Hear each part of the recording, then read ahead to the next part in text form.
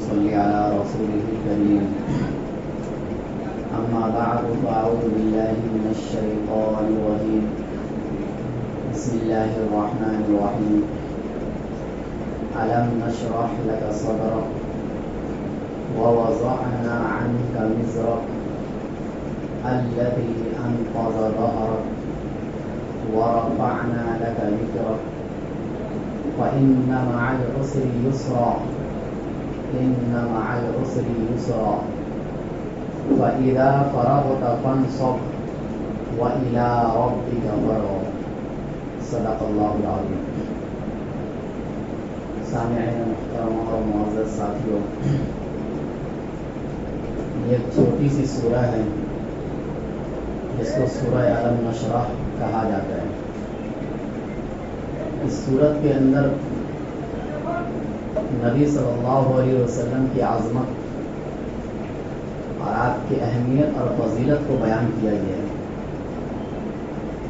یہ سورت خاص طور سے نبی صلی اللہ علیہ وسلم کی تعریف و توصیف کے لیے لائی گئی،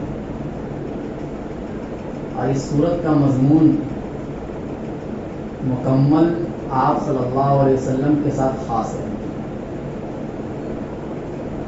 اور جو خصوصی انعام اللہ تعالیٰ نے اپنے نبی صلی اللہ علیہ وسلم کے لیے کیا، اس خصوصی انعام کا تذکرہ اللہ تعالیٰ نے اس سورت میں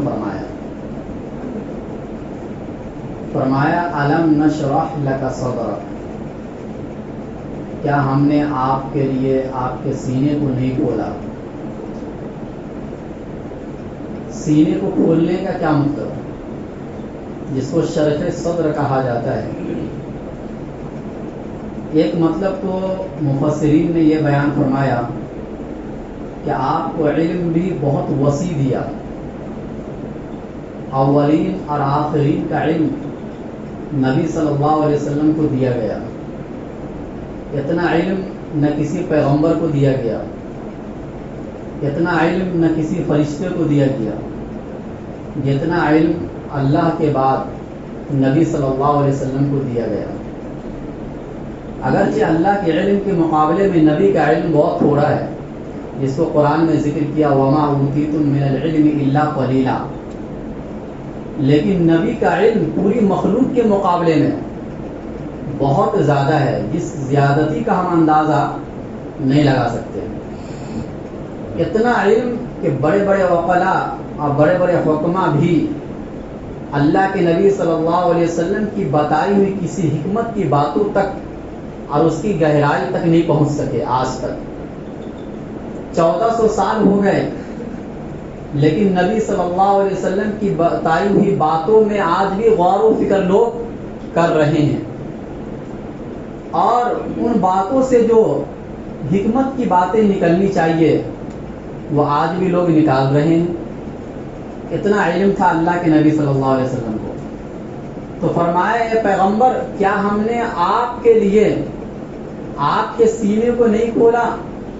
یعنی خصوصی طور سے جو آپ کو علم دیا میں نے، یہ دنیا میں کسی مخلوق کو اتنا علم میں نے نہیں دیا. دوسرا مطلب یہ بھی بیان کیا کہ حلم، قوت برداشت، یعنی لوگ جو تکلیف پہنچائیں گے، ایذائیں پہنچائیں گے، اس تکلیف پر برداشت بھی اللہ کے نبی صلی اللہ علیہ وسلم کو جتنا دیا گیا اتنا کسی اور پیغمبر کو نہیں دیا گیا. اسی وجہ سے اللہ کے نبی صلی اللہ علیہ وسلم نے فرمایا کہ جتنا مجھے ستایا گیا اتنا کسی پیغمبر کو نہیں ستایا گیا، اور جتنا اللہ کے دین کے معاملے میں مجھے ڈرایا گیا اتنا کسی اور پیغمبر کو نہیں ڈرایا گیا. اور یہ بھی سچ ہے کہ جتنا ان کے ڈرانے یا تکلیف پہنچانے پر صبر اللہ کے نبی کو دیا گیا اتنا کسی اور کو صبر نہیں دیا گیا. اس لیے تمام پیغمبروں میں سب سے زیادہ صبر کرنے والے بھی ہمارے نبی، اور تمام پیغمبروں میں سب سے زیادہ شکر ادا کرنے والے بھی ہمارے نبی. ہر اوصاف میں ممتاز اللہ کے نبی صلی اللہ علیہ وسلم تھے. تو علم بھی اتنا زیادہ اور علم بھی اتنا زیادہ۔ تیسرا ایک مطلب یہ بھی بیان کیا کہ اللہ کے نبی صلی اللہ علیہ وسلم کو جو اخلاق حسنہ اور عمدہ اخلاق جو اللہ کے نبی صلی اللہ علیہ وسلم کو دیے گئے تھے وہ کسی اور پیغمبر کو اور کسی اور انسان کو نہیں دیا گیا۔ چنانچہ آپ کے اخلاق کے بارے میں اللہ نے قرآن میں فرمایا وَإِنَّكَ لَعَلَىٰ خُلُقٍ عَظِيمٍ، اے پیغمبر آپ بہت اونچے اخلاق پر ہیں، بہت اونچے اخلاق پر ہے، عظیم اخلاق پر ہے۔ عظیم کس کو کہا جاتا ہے؟ دنیا کے تمام ساز و سامان کو اللہ نے کیا فرمایا؟ قلیل، تھوڑا۔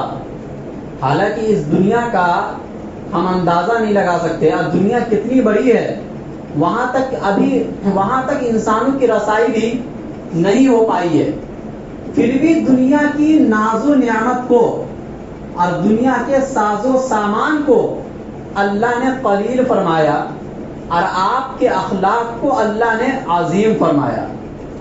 تو اتنے اونچے اخلاق کہ جن سے دنیا آج تک مستفید ہو رہی ہے اور فائدہ حاصل کر رہی ہے، وہ ان کے اخلاق کا ہی نتیجہ تھا۔ تو فرمایا اللہ نے آپ کے سینے کو اخلاق حسنہ کے لیے کھول دیا، اور اتنے اونچے اخلاق کہ جس اونچے اخلاق کی قسم میں کھاؤں، جس اونچے اخلاق کی گواہی صرف مومنین نہیں بلکہ دنیا میں بسنے والا ہر وہ انسان بھی دے جو آپ کا دشمن ہے۔ اللہ کے نبی صلی اللہ علیہ وسلم کے اخلاق کی گواہی صرف مسلمانوں نے نہیں، صرف ایمان والوں نے نہیں بلکہ آپ کے دشمن نے بھی دیا ہے۔ اور یہ بات حقیقت ہے کہ کوئی بھی سمجھدار انسان آپ کی تعظیم کیے بغیر نہیں رہتا ہے۔ بہت کم لوگ ایسے ہوتے ہیں جو آپ کے شان میں گستاخی کرتے ہیں، یا تو جہالت کی بنیاد پر یا کسی اور دنیاوی لالچ کی بنیاد پر، لیکن نبی صلی اللہ علیہ وسلم کی شان میں تعریف و توصیف زیادہ تر لوگوں نے کیا ہے غیروں میں سے، اور اس کی بہت لمبی فہرست ہے جو علماء نے اپنی اپنی کتابوں میں اس کو ذکر فرمایا ہے۔ تو فرمایا کہ اللہ نے آپ کو علم بھی بہت دیا، حلم بھی بہت دیا، اور آپ کے اخلاق کو بھی اللہ نے بہت اونچا کیا۔ اور چوتھا مطلب یہ بھی بیان فرمایا کہ اللہ نے شق صدر یعنی آپ کے سینے کو چاک فرمایا فرشتوں کے ذریعے سے۔ یہ بھی صرف خصوصیت کے ساتھ ہمارے نبی کے ساتھ ہوا ہے، کسی اور پیغمبر کے سینے کو چاک نہیں کیا گیا، نہ ان کے دل مبارک کو باہر نکالا گیا، اور نہ یہ کہ ان کے دل مبارک کو کسی محترم پانی سے دھویا گیا ہو، سونے کے تشت میں رکھا گیا ہو، اور دھونے والے فرشتے ہوں جو مکمل پاک اور اللہ کی نافرمانی کرنے والے نہ ہو۔ ایسی ذات سے قلب اطہر کو دھلایا گیا۔ یہ صرف نبی صلی اللہ علیہ وسلم کے ساتھ ہوا، اور یہ نبی کا ایک معجزہ تھا، اور یہ بتلایا گیا کہ دنیا اس حد تک ترقی کرے گی، دنیا اس حد تک ترقی کرے گی کہ دل تک کا آپریشن ہو سکتا ہے۔ چنانچہ اللہ کے نبی صلی اللہ علیہ وسلم کے قلب اطہر کو 2 مرتبہ نکالا گیا، جو صحیح احادیث سے ثابت ہے، اور 2 مرتبہ زمزم کے پانی سے دھویا گیا، سونے کے تشت میں رکھا گیا، ایمان اور حکمت سے اس قلب اطہر کو بھرا گیا۔ یہ خصوصیت کے ساتھ صرف ہمارے نبی صلی اللہ علیہ وسلم کے لیے کیا گیا۔ اور یہ 4 مطلب ہوئے۔ 5واں مطلب یہ بھی بیان کیا گیا کہ اللہ کے نبی صلی اللہ علیہ وسلم کا جو تعلق اللہ تعالیٰ کے ساتھ تھا، وہ ہم اور آپ اس تعلق کا اندازہ نہیں لگا سکتے، اتنا پیار، اتنی محبت۔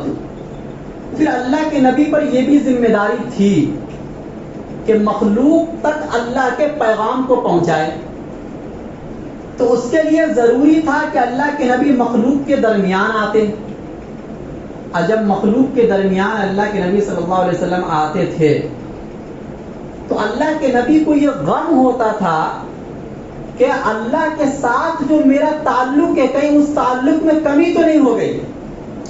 دیکھو جب ہم اور آپ مسجد میں آتے ہیں تو مسجد کا ماحول الگ ہوتا ہے.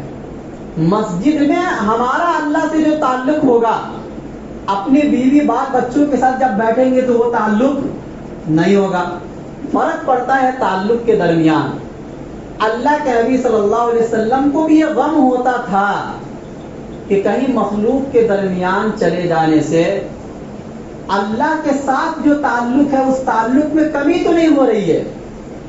چنانچہ اللہ تعالی نے فرمایا کہ ہم نے آپ کے دل کو ایسا بنا دیا ہے کہ آپ جس طرح تنہائی میں رہ کر مجھے یاد کرتے ہیں اور آپ کا میرے ساتھ جو تعلق ہوتا ہے وہی تعلق مخلوق کے درمیان رہ کر بھی آپ کا ہوتا ہے.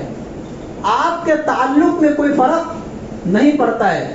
آپ کا ایمان بڑھتا ہی جا رہا ہے اور آپ کی جو محبت ہے میرے ساتھ وہ محبت بڑھتی ہی جا رہی ہے, اس میں کمی نہیں ہو رہی ہے. چاہے آپ تنہائی میں ہو, چاہے آپ اپنی ازواج مطہرات کے ساتھ ہوں, اور چاہے آپ صحابہ کے درمیان, اور چاہے کبھی آپ میدان جہاد میں ہو, آپ کہیں بھی ہوں.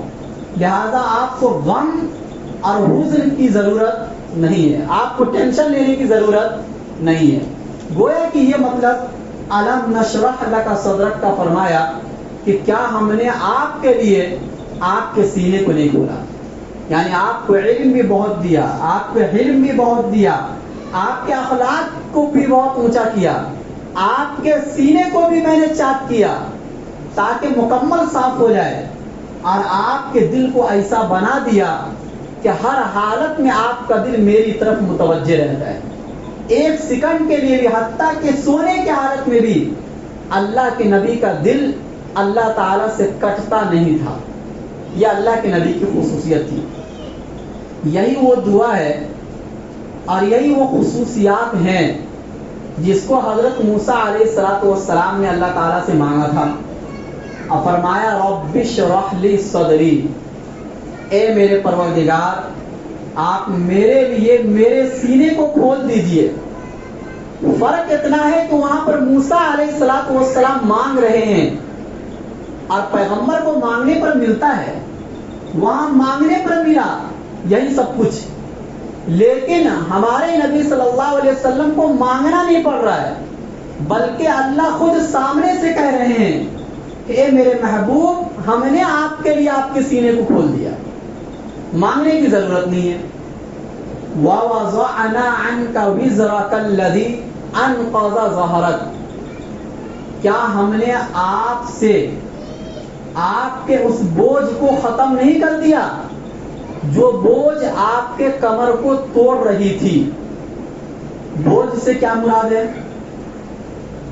بوجھ سے ایک مطلب تو یہ ہے کہ کبھی کبھی اللہ کے نبی صلی اللہ علیہ وسلم کوئی فیصلہ فرماتے تھے اور وہ فیصلہ حکمت کے مطابق ہوتا تھا, لیکن اللہ کی نظر میں وہ فیصلہ خلاف حکمت ہوتا تھا. اس کو گناہ نہیں کہا جائے گا, بلکہ یہ کہا جائے گا کہ کسی ایک کام کو کرنے کے لیے دو رائے آ گئی. تو اسی طریقے سے اللہ کے نبی کوئی ایک رائے کو پسند فرماتے تھے, لیکن اللہ کا منشا ہوتا تھا دوسری رائے جو اللہ کے نبی کو نہیں معلوم ہوتا تھا پہلے سے. پھر بعد میں وحی کے ذریعے سے اللہ کے نبی کو پتہ چلتا تھا کہ میں نے جو فیصلہ فرمایا وہ اللہ کی نظر میں خلاف حکمت ہے, جس سے اللہ کے نبی کو بہت غم ہوتا تھا اور بہت ٹینشن ہوتا تھا. اللہ تعالیٰ نے قرآن کریم میں آیت اتار کر فرما دیا کہ ان باتوں کو لے کر آپ کو غم میں جانے کی ضرورت نہیں ہے, یہ کوئی اتنی بڑی بات نہیں ہے. بہرحال فیصلے میں کبھی اس طرف کبھی اس طرف یہ ہوتا ہے, لہذا اس کی وجہ سے آپ کو غم اور ٹینشن لینے کی ضرورت نہیں ہے. اللہ نے قرآن کریم میں آیت اتار دیا کہ آپ کے اگلے پچھلے تمام گناہ کیا ہے, معاف ہے, حتیٰ کہ خلاف حکمت جو بات ہے وہ بات بھی میں نے کیا کر دیا, معاف کر دیا. یا اسی طریقے سے ابتدا میں وحی کا جب زمانہ قریب تھا تو شروع میں وہی جب اترتی تھی اللہ کے نبی پر تو بہت تکلیف ہوتی تھی، چونکہ قرآن کا بوجھ بہت زیادہ تھا۔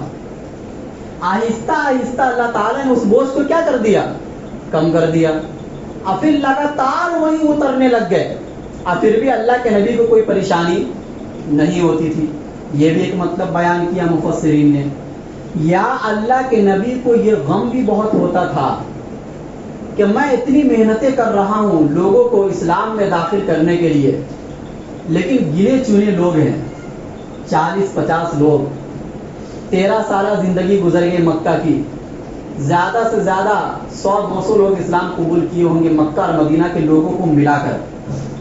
اللہ کے نبی کو یہ غم ہوتا تھا اب میری عمر کتنی ہے، کچھ دنوں کے بعد میں دنیا سے رخصت ہو جاؤں گا، میرا یہ دین جس کے لیے میں اتنا محنت کر رہا ہوں یہ کہاں تک پھیلے گا؟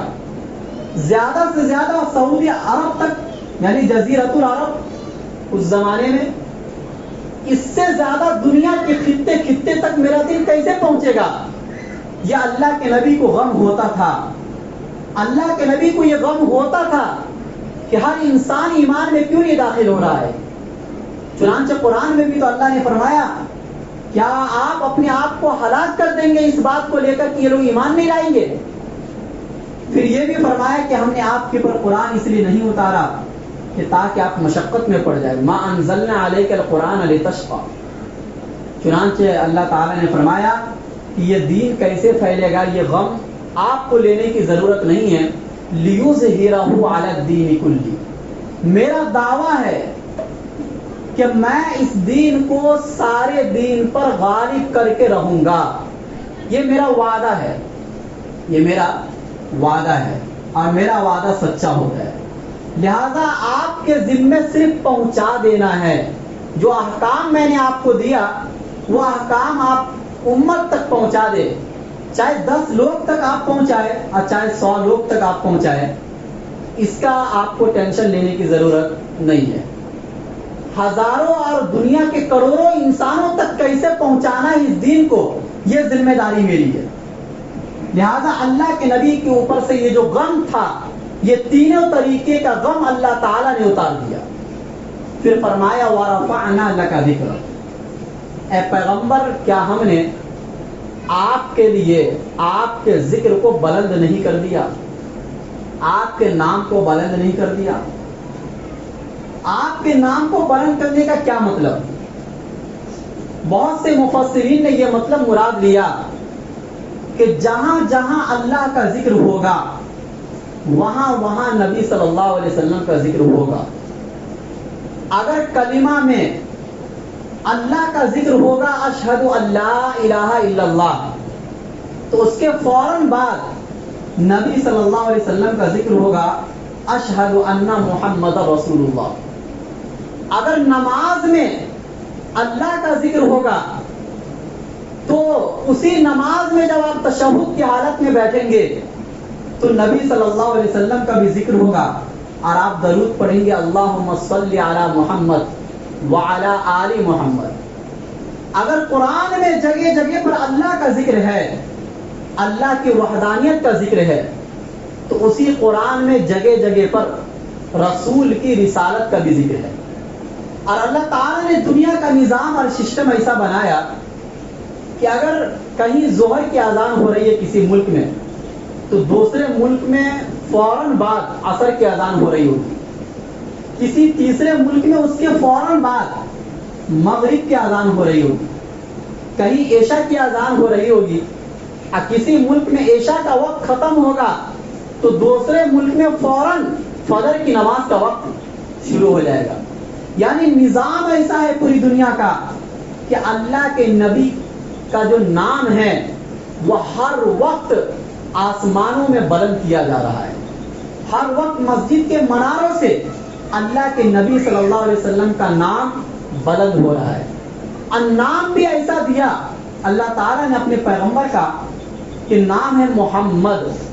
محمد کا مطلب ہوتا ہے جس کی بہت زیادہ تعریف کی جائے، یعنی آدمی آگے تعریف کرے یا برائی کرے، نام لے کر ہی اس نے نبی صلی اللہ علیہ وسلم کی تعریف کر دیا.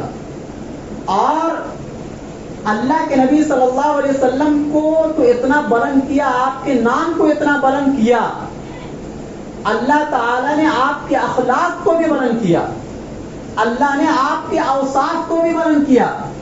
اللہ کے نبی کیسے ہنستے تھے اللہ نے اس کو بھی محفوظ فرمایا. اللہ کے نبی کیسے چلتے تھے, کیسے بولتے تھے, کیسے بات کرتے تھے, کیسے کھاتے تھے, کیسے پیتے تھے, اتنی زیادہ سیرت کسی پیغمبر کی محفوظ نہیں جتنی ہمارے نبی صلی اللہ علیہ وسلم کی محفوظ اللہ نے کر دیا. یہ ہے نبی کے نام کو بلند کرنا.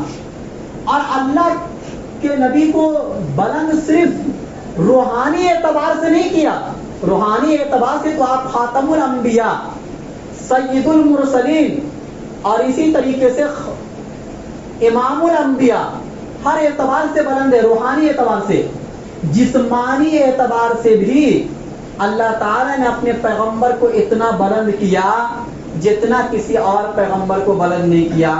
چنانچہ معراج کے موقع پر اللہ تعالیٰ نے اپنے پیغمبر کو عرش معلیٰ تک پہنچایا, ساتوں آسمان کے اوپر پہنچایا, جتنا اس دنیاوی زندگی میں رہتے ہوئے کسی اور پیغمبر کو نہیں پہنچایا. تو یہ ہے وَرَفَعْنَا لَكَ ذِكْرَكَ. ایک مطلب بعض مفسرین نے اس کا یہ بھی بیان کیا, جب یہ کائنات نہیں بنی تھی, کائنات کے بننے سے پہلے, ہمارے وجود سے پہلے, جب عالم ارواح میں صرف ہماری روحیں تھیں, عالم ارواح میں صرف پیغمبر کی روحیں تھیں. اور اس کا ذکر اللہ نے قرآن میں فرمایا ہے 3 پارے میں کہ جب عالم ارواح میں اللہ تعالیٰ نے تمام پیغمبروں کی روحوں کو جمع کیا اور یہ فرمایا کہ دیکھو میں تم کو کتاب بھی دوں گا, حکمت بھی دوں گا, تمہیں نبی اور رسول بنایا جائے گا, لیکن آخر میں ایک پیغمبر آئیں گے جو تمہاری تصدیق کریں گے. وہ پیغمبر آخر میں آ کر یہ نہیں کہیں گے کہ صرف میں ہی پیغمبر ہوں, بلکہ وہ یہ کہیں گے کہ میں ان تمام پیغمبروں میں سے ایک پیغمبر میں بھی ہوں, لیکن میرا مقام و مرتبہ بلند ہے.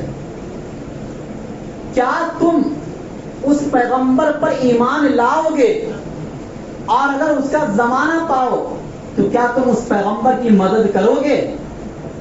یہ عہد لے رہے ہیں اللہ تعالی تمام پیغمبروں کی روحوں سے. تمام پیغمبروں کی روحوں نے فرمایا اقررنا, ہم سب نے اقرار کیا کہ ہم اس پیغمبر پر ایمان لائیں گے, اور اگر اس پیغمبر کا زمانہ پالے تو اس پیغمبر کی مدد بھی ضرور کریں گے. چنانچہ جب عیسیٰ علیہ السلام دنیا میں آئیں گے اور وہ ہمارے نبی کا زمانہ پائیں گے تو وہ ہمارے نبی کی دین کی ہی مدد کریں گے, وہ نہ یہ کہ وہ اپنے دین کو پھیلائیں گے.